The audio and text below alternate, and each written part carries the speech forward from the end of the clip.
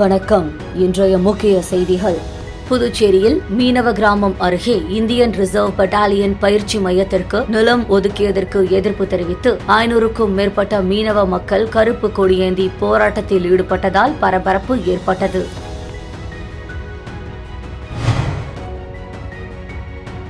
புதுச்சேரியில் போக்குவரத்து காவலருக்கு கொலை மிரட்டல் விடுத்த பிரபல ரவுடியை போலீசார் கைது செய்தனர். உயர் அதிகாரிகள் வாடகை கார்களை பயன்படுத்தி ஆண்டுக்கு பல கோடி ரூபாய் மக்கள் வரி பணத்தை விரயம் செய்து வரும் விவகாரத்தில் துணைநிலை ஆளுநர் தலையிட்டு தடுக்க வேண்டும் என்று பாஜக முன்னாள் மாநில தலைவர் சாமிநாதன் வலியுறுத்தியுள்ளார். புதுவையில் பேரிடர் காலத்தில் மீட்பு பணியில் ஈடுபடுவோருக்கான சாதனங்கள் முதல்வர் ரங்கசாமி வழங்கினார். புதுச்சேரியில் மீனவ கிராமம் அருகே இந்தியன் ரிசர்வ் பட்டாலியன் பயிற்சி மையத்திற்கு நிலம் ஒதுக்கியதை எதிர்ப்பு தெரிவித்து 500க்கும் மேற்பட்ட மீனவ மக்கள் கருப்பு கொடியேந்தி போராட்டத்தில் ஈடுபட்டதால் பரபரப்பு ஏற்பட்டது. புதுச்சேரி மாநிலம் ஏம்பலம் தொகுதிக்குட்பட்ட நரம்பை மீனவ கிராமம் அருகே இந்தியன் ரிசர்வ் பட்டாலியன் பயிற்சி மையம் கட்ட கடந்த 2003ஆம் ஆண்டு 88 ஏக்கர் நிலம் ஒதுக்கப்பட்டது. இதற்கு அப்பகுதி மீனவர்கள் கடும் எதிர்ப்பு தெரிவித்தது. பல கட்ட போராட்டங்களில் ஈடுபட்டதைத் தொடர்ந்து தற்காலிகமாக அந்த திட்டம் கைவிடப்பட்டது. இந்த நிலையில் மீண்டும் அந்த பகுதியில் பயிற்சி மையம் கட்டுவதற்கு ஆய்வு செய்ய காவல்துறை உயர் அதிகாரிகள் அங்கு வருவதாக இன்று தகவல் வெளியானதைத் தொடர்ந்து அப்பகுதியைச் சேர்ந்த 500க்கும் மேற்பட்ட மீனவ மக்கள் ஒன்று திரண்டு கருப்பு கொடியுடன் போராட்டத்தில் ஈடுபட்டனர். தகவல் அறிந்த போராட்ட களத்திற்கு வந்த தொகுதி என்ஆர் காங்கிரஸ் எம்எல்ஏ லட்சுமிகாந்தனை மீனவ மக்கள் சூழ்ந்து கொண்டு கடும் வாக்குவாதத்தில் ஈடுபட்டதால் பரபரப்பு ஏற்பட்டது. மேலும் அந்த பகுதியில் பயிற்சி மையம் கொண்டு வந்தால் மீனவர்களின் சுதந்திரம் பறிக்கப்படும் என்றும் போலீசாரின் கட்டுப்பாட்டில் கிராமம் வர வாய்ப்புள்ளதால் அந்த பகுதியில் போலீஸ் பயிற்சி மையம் கட்ட அனுமதிக்க கூடாது என வலியுறுத்தி மத்திய மாநில அரசுகளை கண்டித்து கண்டன கோஷங்களை எழுப்பினர். இதனால் அப்பகுதியில் 50க்கும் மேற்பட்ட போலீசார் பாதுகாப்பு பணியில் ஈடுபட்டுள்ளனர். மீனவர்களின் திடீர் போராட்டத்தால் அப்பகுதியில் பதட்டமான சூழல் நிலவுகிறது.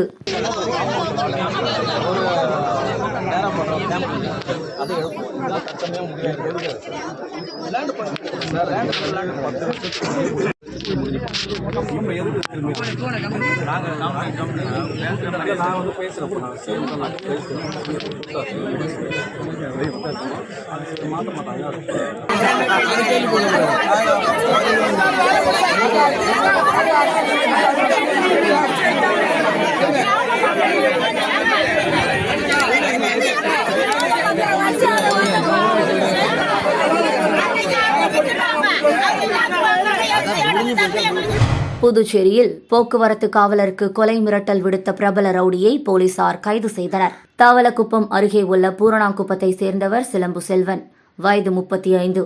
இவர் மீது கொலை, அடிதடி உள்ளிட்ட 5 வழக்குகள் நிலுவையில் உள்ளதாக கூறப்படுகிறது. இவர் கடந்த செப்டம்பர் 9ஆம் தேதி முருங்கப்பாக்கம் சந்திப்பில் பைக்கில் சென்றபோது அவ்வழியே வந்த முதியவர் மீது மோதிவிட்டு நிற்காமல் சென்றதாக கூறப்படுகிறது. இதை பார்த்த புதுச்சேரி கிழக்கு பிரிவு போக்குவரத்து காவலர் அருண் விரைந்து சென்று சிலம்பு செல்வனின் பைக்கை நிறுத்தியுள்ளார். இதனால் ஆத்திரமடைந்த அவர் காவலருக்கு கொலை மிரட்டல் விடுத்துள்ளார். இது குறித்த புகாரின் பேரில் முதலியார்பேட்டை போலீசார் வழக்கு பதிந்து சிலம்பு செல்வனை கைது செய்தனர். உயர் அதிகாரிகள் வாடகை கார்களை பயன்படுத்தி ஆண்டுக்கு பல கோடி ரூபாய் மக்கள் வரி பணத்தை விரயம் செய்து வரும் விவகாரத்தில் துணைநிலை ஆளுநர் தலையிட்டு தடுக்க வேண்டும் என்று பாஜக முன்னாள் மாநில தலைவர் சாமிநாதன் வலியுறுத்தியுள்ளார். புதுச்சேரி பாரதிய ஜனதா கட்சியின் முன்னாள் தலைவர் சாமிநாதன் வெளியிட்டுள்ள அறிக்கையில் அரசு அலுவலகங்களில் பழைய கார்களை சரி செய்யாமல் ஓட்டுநர் இல்லை என்று காரணம் கூறி அரசு உயர் அதிகாரிகள் 5 கிலோமீட்டர் சுற்றளவு உள்ள புதுச்சேரியில் வாடகை கார்களை தங்களது சொந்த வேலைகளுக்காக பயன்படுத்தி மக்கள் வரி பணத்தை தொடர்ந்து விரயம் செய்து கொண்டிருக்கிறார்கள். பல சட்டமன்ற உறுப்பினர்கள் 2க்கும் மேற்பட்ட அரசு கார்களை பயன்படுத்துவதை ஆளுநர் தடை செய்ய வேண்டும். துறை வாரியாக அரசு அலுவலகங்களில் பல ஆண்டுகளாக இயக்கப்படாமல் உள்ள அரசு வாகனங்களை ஆய்வு செய்ய வேண்டும். 20 ஆண்டுகள் மேல் பல துறைகளில் ஏலம் விடாமல் அரசு வாகனங்களை மாற்றும் நிலையில் உள்ளது. உடனடியாக அதை ஏலம் விட நடவடிக்கை எடுக்க வேண்டும். நிதி இல்லை என்று காரணம் காட்டும் அரசு நிதி சிக்கனத்தை கையாள தவறவிட்டது. புதுவையில் பேரிடர் காலத்தில் மீட்பு பணியில் ஈடுபடுவோருக்கான சாதனங்கள் முதல்வர் ரங்கசாமி வழங்கினார். புதுவையில் மழை வெள்ளம் போன்ற பேரிடர் காலங்களில் மீட்பு மற்றும் நிவாரணப் பணிகளில் தன்னார்வலர்கள் ஈடுபடுத்தப்பட்டு வருகின்றனர். அதன்படி புதுச்சேரி வருவாய் மற்றும் பேரிடர் மேலாண் துறை சார்பில் அப்தமித்ரா என்னும் பேரிடர் கால நண்பன் திட்டம் செயல்படுத்தப்படுகிறது.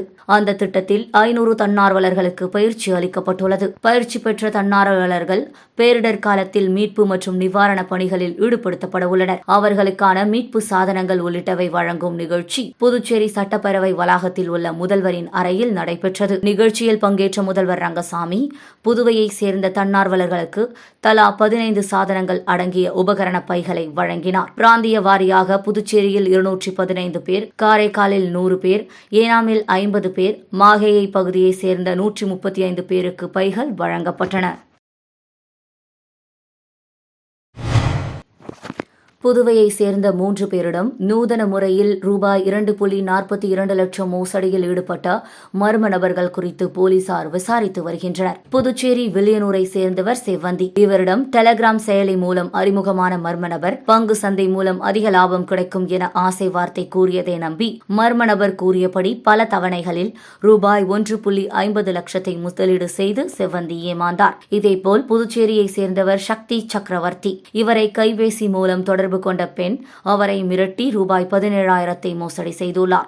இதேபோல் காரைக்கால் நெடுங்காடு பகுதியை சேர்ந்த இலக்கியா என்பவரிடம் பகுதி நேர வேலை இருப்பதாக கூறிய நபர் ரூபாய் 75,000 மோசடி செய்தாராம். மூவரின் புகாரின் பேரில் சைபர் கிரைம் போலீசார் வழக்கு பதிவு செய்து விசாரணை மேற்கொண்டு வருகின்றனர். அகில இந்திய ரியல் எஸ்டேட் கூட்டமைப்பின் புதுவை மாநில பொறுப்பாளர்கள் மற்றும் உறுப்பினர்கள் ஆலோசனை கூட்டம் நடைபெற்றது. அகில இந்திய ரியல் எஸ்டேட் கூட்டமைப்பின் புதுவை மாநில பொறுப்பாளர்கள் மற்றும் உறுப்பினர்கள் ஆலோசனை கூட்டம் தனியார் ஹோட்டலில் நடைபெற்றது. புதுவை மாநில தலைவர் அன்பரசு தலைமையில் நடைபெற்ற நிகழ்ச்சியில் தேசிய தலைவர் டாக்டர் ஹென்றி சிறப்பு விருந்தினராக கலந்து கொண்டு உரையாற்றினார். இந்த கூட்டத்தில் சட்டமன்ற உறுப்பினர்கள் வைத்தியநாதன், நேரு, ஜான்குமார், பேராசிரியர் ராமதாஸ், முன்னாள் எம்எல்ஏ ஓம் சக்தி சேகர் மற்றும் ரியல் எஸ்டேட் தொழிலதிபர்கள் பலர் கலந்து கொண்டனர். இக்கூட்டத்தில் நிறைவேற்றப்பட்ட பல்வேறு தீர்மானங்களுடன் முதல்வர் ரங்கசாமியை சந்தித்து நிர்வாகிகள் வழங்கி நடவடிக்கை எடுக்குமாறு கோரிக்கை எடுத்தனர். மக்கள் மிக அடர்த்தியாக வசிக்கக்கூடிய பகுதிகளை கண்டறிந்து அதனை தொடர் கட்டுமான பகுதியாக மாற்றிட வேண்டும் என்கிற கோரிக்கையும், அனுமதியற்ற பட்டா வீட்டுமனைகளை வாங்கி வைத்திருக்கிற பொதுமக்கள் நலன் கருதி மனை வரன்முறை சட்டத்தை கால நீடிப்பு செய்து எளிமைப்படுத்தி விரைவில் அனுமதி வழங்கக்கூடிய வகையிலே வழிவகை செய்ய வேண்டும் என்கிற ஒரு கோரிக்கையும், அதேபோன்று புதுவை மாநிலத்தில் மனைப்பிரிவு அனுமதி, உட்பிரிவு அனுமதி, கட்டிட திட்ட அனுமதி, நில வகைப்பாடு மாற்றம் போன்றவற்றை ஒற்றை சாளர முறையில் விரைவிலே மிக எளிமையாக வழங்கக்கூடிய வகையிலே வழிவகை செய்ய வேண்டும் என்கிற கோரிக்கையும். மகாகவி பாரதியாரின் நினைவு தினத்தையொட்டி பாரதி பூங்காவில் அமைந்துள்ள அவரது சிலைக்கு கவர்னர் கைலாஷ்நாதன், முதலமைச்சர் ரங்கசாமி, சபாநாயகர், அமைச்சர்கள் மற்றும் சட்டமன்ற உறுப்பினர்கள் மாலை அணிவித்து மரியாதை செலுத்தினார்கள். மகாகவி சுப்பிரமணிய பாரதியாரின் நினைவு நாள் புதுச்சேரி அரசு சார்பில் இன்று அனுசரிக்கப்பட்டது. இதனையொட்டி பாரதி பூங்காவில் அமைந்துள்ள அவரது திருவுருவ சிலைக்கு துணைநிலை ஆளுநர் கைலாஷ்நாதன், முதலமைச்சர் ரங்கசாமி, சட்டப்பேரவைத் தலைவர் செல்வம், அமைச்சர்கள் லட்சுமி நாராயணன், திருமுருகன், சட்டப்பேரவை துணைத் தலைவர் ராஜவேலு, அரசு கொறடா ஏகேடி ஆறுமுகம் மற்றும் சட்டமன்ற உறுப்பினர்கள் KSP ரமேஷ், ராமலிங்கம் ஆகியோர் மாலை அணிவித்து மரியாதை செலுத்தினர். இதனைத் தொடர்ந்து ஈஸ்வரன் கோவில் வீதியில் அமைந்துள்ள மகாகவி பாரதியார் நினைவு அருங்காட்சியகத்தில் மகாகவி பாரதியாரின் திருவுருவப் படத்திற்கு துணைநிலை ஆளுநர் கைலாஷ்நாதன், முதலமைச்சர் ரங்கசாமி ஆகியோர் தலைமையில் மலர் தூவி மரியாதை செலுத்தப்பட்டது. விழாவின் நிறைவாக மகாகவி பாரதியாரின் தேசபக்தி பாடல்கள் இசைக்கப்பட்டன.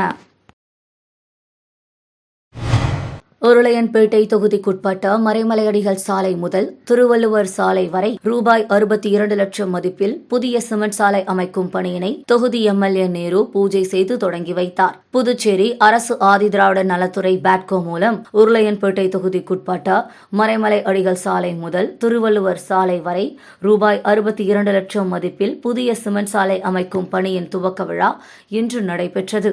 இதில் தொகுதி சட்டமன்ற உறுப்பினர் நேரு கலந்து கொண்டு பூமி பூஜை செய்து பணியினை தொடங்கி வைத்தார்.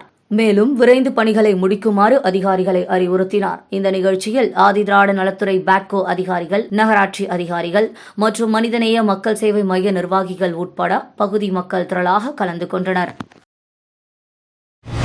புதுச்சேரி மின்துறையில் மின் நுகர்வோர் குறைதீர்ப்பு முகாம் நாளை ஜவஹர் நகர் பூமியான்பேட் இயக்குதல் மற்றும் பராமரித்தல் அலுவலகத்தில் நடக்கவுள்ளது. மின்துறை செயற்பொறியாளர் ஸ்ரீதர் வெளியிட்டுள்ள செய்திக்குறிப்பில், புதுச்சேரி மின்துறையில் மின் நுகர்வோர் குறைதீர்ப்பு முகாம் நாளை 12ஆம் தேதி காலை 10:30 மணியிலிருந்து பகல் 12:30 மணி வரை ரெட்டியார்பாளையம் ஜவஹர் நகர் 2வது குறுக்கு தெருவில் உள்ள பூமியான்பேட் இயக்குதல் மற்றும் பராமரித்தல் அலுவலகத்தில் நடக்கவுள்ளது. மின் விநியோகம் பெறும் பூமியான்பேட் இளநிலை பொறியாளர் அலுவலகத்திற்கு உட்பட்ட மின் நுகர்வோர் குறைதீர்ப்பு கூட்டத்தில் கலந்து கொண்டு மின் பட்டியல், குறைந்த மின் அழுத்தம், மின் மானிகளில் குறைபாடு, தெருவிளக்கு மற்றும் மின் நுகர்வோர் தொடர்புடைய குறைகளை தெரிவித்து நிவர்த்தி செய்து கொள்ளும்படி கேட்டுக் கொள்ளப்படுகிறது. உப்பளம் பகுதியில் நாளை 2 மணி நேரம் குடிநீர் விநியோகம் நிறுத்தப்படும் என அறிவிக்கப்பட்டுள்ளது. பொதுப்பணித்துறை பொது சுகாதார கோட்டம் செயற்பொறியாளர் வெளியிட்டுள்ள செய்திக்குறிப்பில், புதுச்சேரி உப்பளம் கீழ்நிலை நீர்த்தேக்க தொட்டியில் பராமரிப்பு பணி மேற்கொள்ள உள்ளதால் நாளை 12ஆம் தேதி மதியம் 12 மணி முதல் பகல் 2 மணி வரை உப்பளம், வம்பாக்கீரபாளையம், நேதாஜி நகர், வானரப்பேட்டை, கோலாஸ் நகர், அவ்வை நகர் மற்றும் அதனை சுற்றியுள்ள பகுதிகளில் குடிநீர் விநியோகம் தடைப்படும் என குறிப்பிடப்பட்டுள்ளது. வணக்கம். இன்றைய முக்கிய செய்திகள். புதுச்சேரியில் மீனவ கிராமம் அருகே இந்தியன் ரிசர்வ் பட்டாலியன் பயிற்சி மையத்திற்கு நிலம் ஒதுக்கியதற்கு எதிர்ப்பு தெரிவித்து 500க்கும் மேற்பட்ட மீனவ மக்கள் கருப்பு கொடியேந்தி போராட்டத்தில் ஈடுபட்டதால் பரபரப்பு ஏற்பட்டது.